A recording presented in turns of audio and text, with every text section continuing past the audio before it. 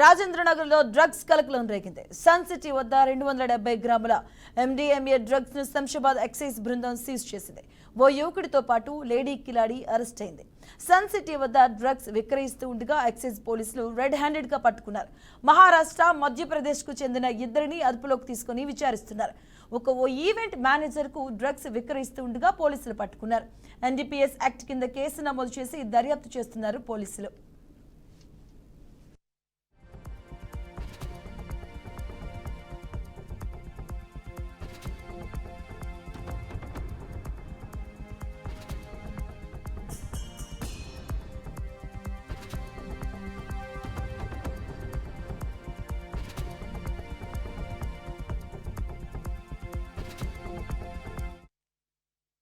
City Bandlaguda jagir పరిధిలో ఒక narcotic drugs అమ్ముతున్నారని, సరఫరా చేస్తున్నారనే సమాచారం రావడంతో ఒక టీంను ఫామ్ చేసి అక్కడికి పంపించడం జరిగింది.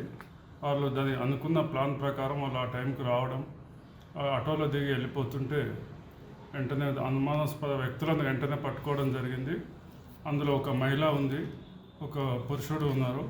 వాళ్ళ దగ్గర ఉన్న బ్యాగును తీసి చూస్తే దానిలో 270 గ్రామ్స్ MDMA ఉన్నట్టు నిర్ధారణ చేసుకున్నాం. వాళ్ళ ద్వారా అండ్ వేరే పద్ధతుల ద్వారా నిర్ధారణ అయింది. దాని వర్త్ మార్కెట్లో సుమారు 20 లక్షల పైన ఉంటుంది.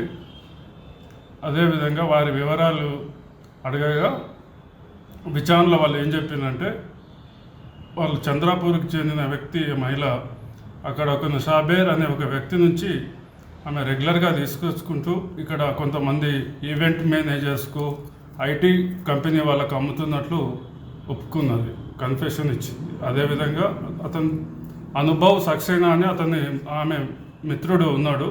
వాళ్ళిద్దరు కలిసి ఈ వచ్చిన ప్రాఫిట్ను పంచుకుంటున్నారు.